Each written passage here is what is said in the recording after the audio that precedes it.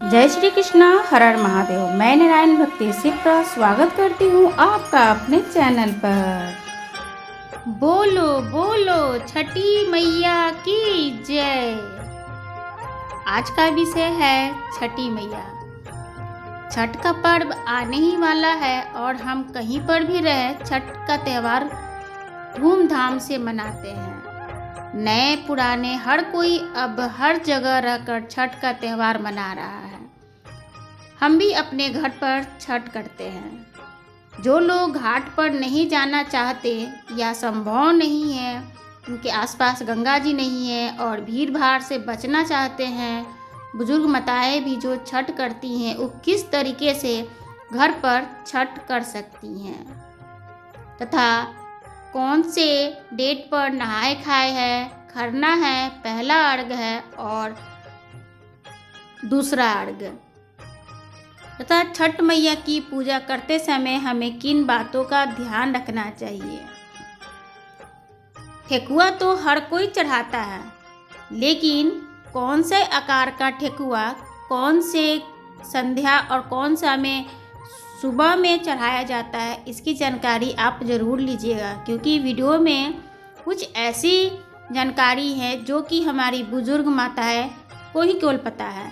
और जो नए नए बच्चे हैं, नए नए बहुएं हैं जो छठ व्रत कर रही हैं पहली बार, तो वो भी इस चीज़ को ध्यान में रखें जिससे कि उनके पास धन संपदा बढ़ी रहे। छठ मैया का व्रत ज़्यादातर माँ पुत्रवान यानी पुत्र सुख की प्राप्ति के बाद वो छठ का व्रत का त्यौहार करती हैं। मान्यता है कि छठ का व्रत जो करती हैं माताएं, तो उनके संतान में जो भी दिक्कत प्रॉब्लम आती हैं उनका निवारण हो जाता है। छठी मैया का व्रत करने से संतान की प्राप्ति होती है। छठ का पर्व एक साल में 4 बार लोग करते हैं। ज़्यादातर लोग 2 छठ के बारे में जानकारी रखते हैं और कुछ लोग भादों का छठ भी करते हैं। तो आइए चलते हैं कि इस बार 2023 में नवंबर में कौन से तारीख पे छठ पड़ रहा है। अगर अच्छा लगे तो चैनल को सब्सक्राइब कीजिएगा और इनमें जो जानकारी है ठेकुआ से रिलेटेड और भी जो आपको इम्पोर्टेंट जानकारी लगे तो आप अपने शुभचिंतक को भी भेजिएगा। तो इस बार छठ 2023 नवंबर में 17 नवंबर से शुरू हो रहा है। इस दिन सभी नहाए खाए का व्रत करेंगी। उस दिन भोजन में सेंधा नमक का पवित्र साफ सुथरा भोजन बनाकर लौका का सब्जी, लौका वाला दाल, चने की दाल और पकौड़ा के साथ व्रत उस दिन करती हैं माताएं।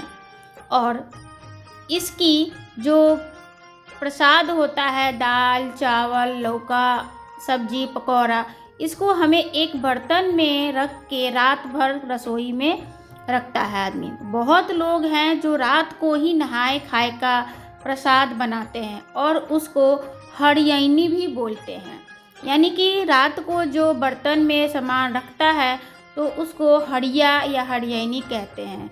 तो बहुत जगह उसको रात को बनाते हैं भोजन। बहुत लोग बिहार में तो दिन में ही बनता है नहाए खाए का भोजन। तो जैसे आपके यहाँ परंपरा है उस तरीके से आप कीजिएगा।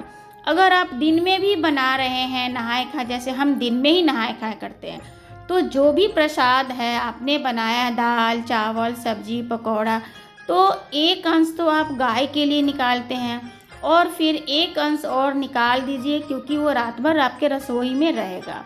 उसके बाद आप उसको प्रसाद रूप में आप भोजन कीजिए। नहाए खाए के दिन सेंधा नमक डालकर साफ सुथरा भोजन उस दिन किया जाता है। वहीं पर है 18 नवंबर को खरना। तो खरना के दिन सुबह इसका सरगई मतलब पानी केवल लोग पीते हैं। तो सुबह 4 बजे से पहले 3:30 बजे 3 बजे शरबत पीना चाहें लोग तो पी सकते हैं।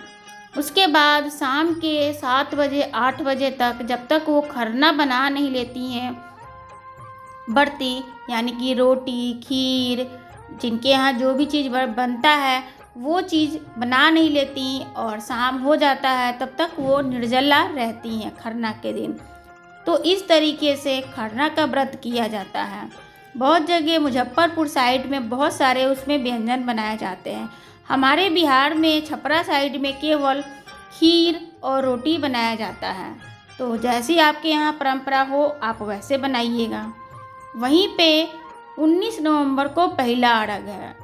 इसमें भी बहुत सारे लोग 19 तारीख को ही ठेकुआ बनाते हैं और बहुत लोग 18 नवंबर को खरना करने के बाद 19 नवंबर को सुबह तड़के 3 बजे 4 बजे 5 बजे सुबह में उठकर ठेकुआ बनाते हैं, क्योंकि बालक को स्कूल जाना होता है, बच्चे उठ ना जाएं, तो 4 बजे सुबह में ही उठकर माताएं बहुत तादाद में प्रसाद ठेकुआ बनाती हैं। ठेकुआ में मुख्य रूप से गोल आकार का और लंबे आकार का होता है। तो इसमें आपको लंबे वाला ठेकुआ हमें कब चढ़ाया जाता है और गोल वाला ठेकुआ हमें कब चढ़ाया जाता है, तथा लंबे वाले ठेकुए पे किस तरीके की आकृति बनी होती है और गोल वाले ठेकुआ पर कैसी आकृति होती है। तो लंबे वाले ठेकुआ पे आकृति पान के पत्ते की जैसी रहती है, जिसके पीछे एक रीज़न है, क्योंकि आगे अगर हमको बढ़ना है तो हमें लंबे वाले ठेकुआ पे आकृति वाली चीज़ बनानी होती है, जैसे पत्ते की होती है।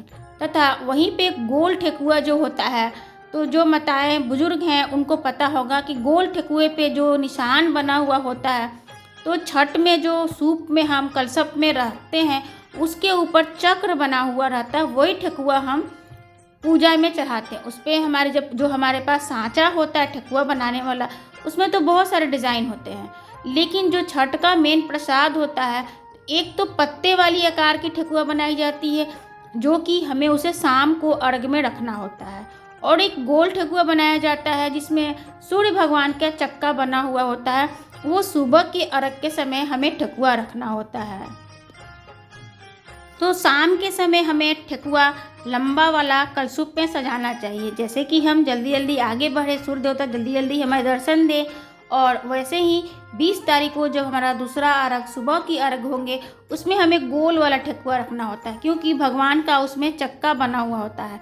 मान्यता है कि चक्का वाला ठेकुआ रखने से भगवान अपने रथ पे जल्दी जल्दी आते हैं। तो इस तरीके से मान्यताएं होती हैं हमारे संस्कृति के साथ। ऐसा है कि जो भी कार्य बना हुआ होता है, जैसे गरुड़ घंटी पर हम जो भी मंदिर में अपने पूजा रूम में घंटी रखते हैं, उस पर एक आकृति बनी रहती है, वो गरुड़ महाराज की होती है, जिसे बजाने से हमारे यहाँ गरुड़ पर बैठी हुई माँ लक्ष्मी स्वयं घर में आती हैं। उसी तरीके से सांचे में बना हुआ लंबा गोल ठेकुआ, इन सबका अपना संस्कृति है। तो आप जाने कि शाम के समय लंबा ठेकुआ चढ़ाना है और सुबह में हमें गोल ठेकुआ चढ़ाना होता है। तथा प्रसाद जो भी बनाते हैं आप लोग, वो सब तो अर्घ के लिए जाता ही जाता है। छठ के अर्घ में पुरुषों और बालकों के लिए हम सभी को डाढ़ा जरूर चढ़ाना चाहिए। जो पुरुष घर में उनको बालक बेटे जो भी है डाढ़ा पहनते हैं तो उनकी तरक्की होती है, भगवान उनको उनके साथ बनाए रखते हैं। इसी तरीके से 20 नवंबर को छठ का दूसरा अर्घ होता है, जिस दिन सूर्य भगवान को हम अर्घ देते हैं, और पारण स्वरूप में हमें जो हम खरना में बची हुई आटे की रोटी जो सेकते हैं, उसी से हम व्रत खोलते हैं, तथा वहाँ का चढ़ाया हुआ चना का जो प्रसाद होता है उसे उठाकर हमें व्रत खोलना होता है। अब हम घर पर ही छठ कैसे करें? तो हम सभी घर पर छठ, चाहे तो घर पर एक छोटा सा तालाब बना ले ईंट घेर कर, अथवा आपके पास कोई टप हो तो टप में पानी भरकर अर्घ दे सकते हैं छत पर। मैं 10 साल से छत पर कर रही हूँ, तथा इसके पहले भी मैं घाट पर भी जाकर मैंने व्रत किया है।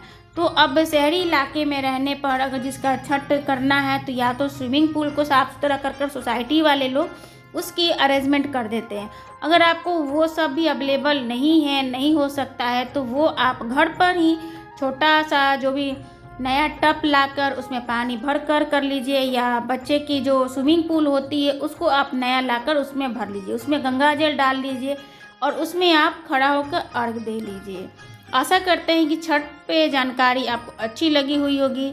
तो कमेंट में हमें जय श्री कृष्णा या छठी मैया की जय ज़रूर लिखिएगा, और जानकारी अच्छी लगे तो चैनल को सब्सक्राइब करते हुए औरों को भी शेयर कीजिए, जिससे कि इसमें अगर कोई आपको अलग सी जानकारी अच्छी लगी हुई हो तो ज़रूर उनको भी बताइएगा, जिससे आप भी पुण्य की भागीदारी हो और हम सभी जो नए लोग छठ कर रहे हैं उनको छठ व्रत करने में सुविधा हो। कोई भी क्वेश्चन हो, कोई भी डाउट हो तो प्लीज़ आप कमेंट में ज़रूर बताइएगा, उसका मैं जवाब ज़रूर दूंगी। तथा इंस्टाग्राम पे भी मुझे आप मैसेज कर आप हमसे संपर्क कर सकते हैं, ठीक है। तो जय श्री कृष्णा बोलो, छठी मैया की जय। छठी मैया सबकी गोद भरे, सौभाग्य अटल रखें, सबकी इच्छाएं पूर्ण करे, जिसे हर कोई जो छठ का कामना कर रहा हो वो भी अगले साल छठ करे खुशी खुशी। छठी मैया की जय।